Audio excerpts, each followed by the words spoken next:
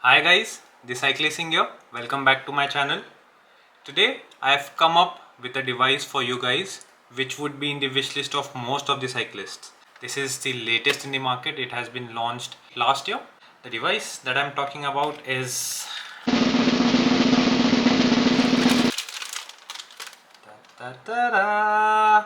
this is the Garmin Edge 840 bundle.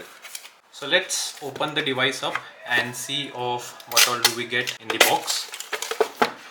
First things first, we have the head unit.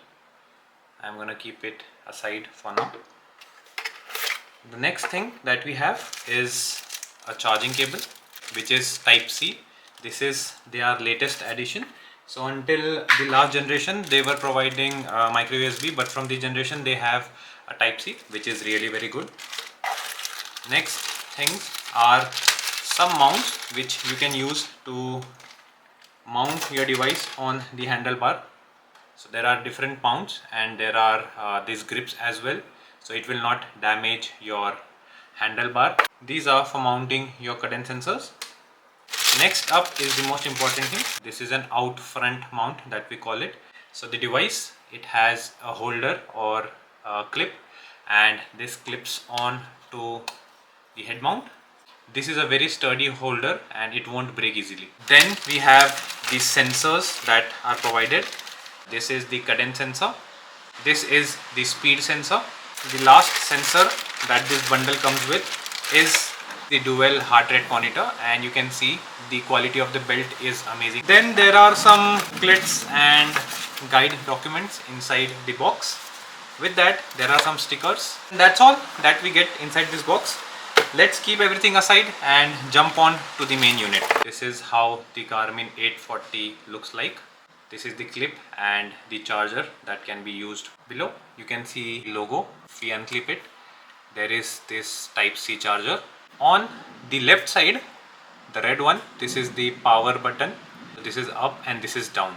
This was missing in the 830 series, but from this generation they have brought it back. Sometimes if it is raining or the screen of the device, it is a bit wet, the touch doesn't work that well.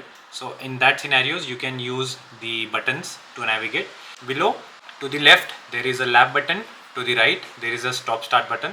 And on the right side, there is a back button. With this, if I want to go inside this heart rate monitor, I can press this device and then it goes inside this particular device settings and it opens all the options, so you can scroll up and scroll down.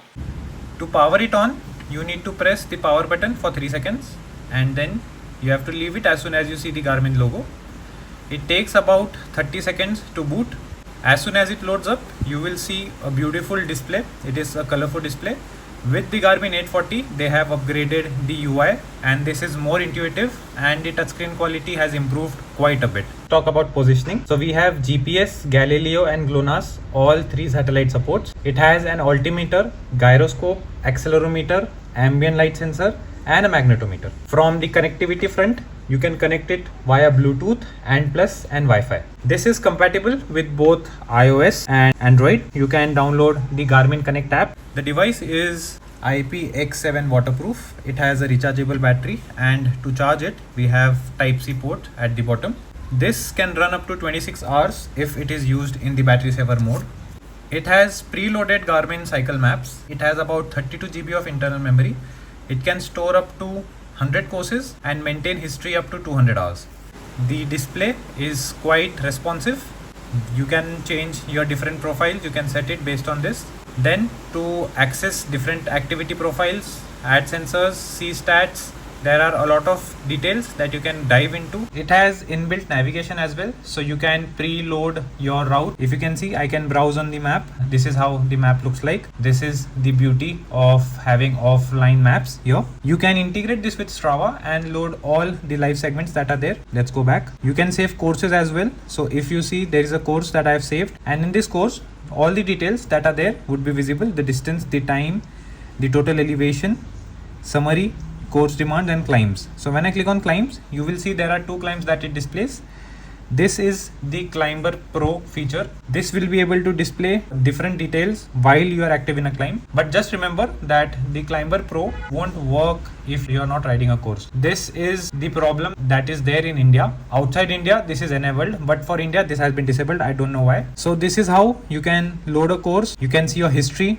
You can see the temperature, the training, any notifications, what's your power, what is your FTP and everything. You can add as many sensors as you want. It is compatible with most of the sensors that are available in the market. So you can see a heart rate, speed, light, radar, power, InReach, Edge remote, Shimano, e-bike, Di2 shifting, smart trainer. When I talk about connected features, when your smartphone is connected to your device, it will show all the notifications that you get, so you don't have to reach out for your phone every single time. Then there's a Connect IQ store, with which you can load different apps and can use as a data screens on your device as well. If I wanna go back, I can use these buttons as well. If you pull down, you have all the important details that you want. It has a auto brightness sensor as well. This is set on auto and I can manually change it as well. If I go to the different screens that I have on the notification, we have a course, we have a workout, there are notification tab, there's a music tab. You can control music through this device as well. Then if there are any lights that are connected, it will be displayed here. Any climbs that you see will be displayed. You have a trainer mode where you can connect to a smart trainer and set the grade based on your requirements. Then there is this segment explorer. You can connect this to Strava and all the segments that you have starred in Strava will be visible here.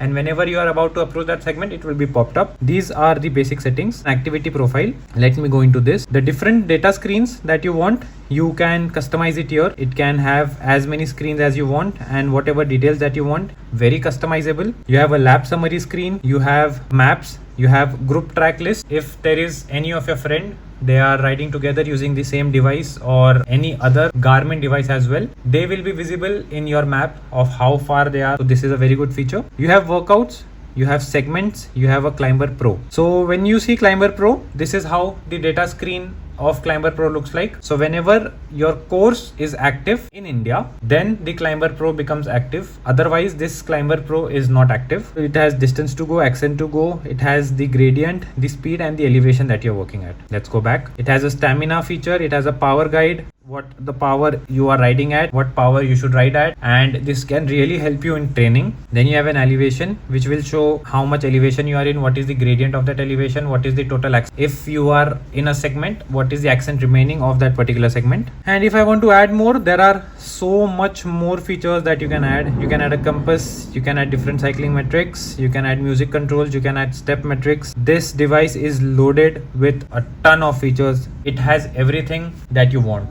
So that's all guys, these are all the features that are available with the Garmin 840. I really like the build quality, the colorful display and the touch sensitivity. I have my Garmin 1030, let me show that across. This is how the 1030 looks like and this is your 840. You might find this tiny, but this is sufficient for all the details that are required. The improvements that I feel over the 1030, a very good and a responsive touchscreen. The UI is intuitive and I don't think so there are any other features which are missing in the 1030 which are there in the 840. So for me, you can either go with a 1030 or an 840, but as this is latest in the market, you will have a very good resale value and also the usability is pretty good. So you will not be disappointed if you go for this device. Shout out to Ajinkya, my friend, who got this device and he lent it to me for creating this review. The MRP of Garmin Edge 840 bundle is around 56,000 and there won't be a lot of discounts as this is the latest entrant in their series. If you get it around 52 or 53, this would be a very good deal for you. So if you are looking in the market for a cycling computer, this is the device to go for. The improved touchscreen, the colors, the addition of buttons. That's all from this video guys. I have tried to cover all the details that is important for you to make the decision. If you have not subscribed to my channel yet, please go ahead and subscribe to it. If you love the content that I make, please hit that like button and comment with any questions that you have around this device or any other cycling related content. This is the Cyclist signing off. I will see you guys in my next video. Until then, take care. Bye bye.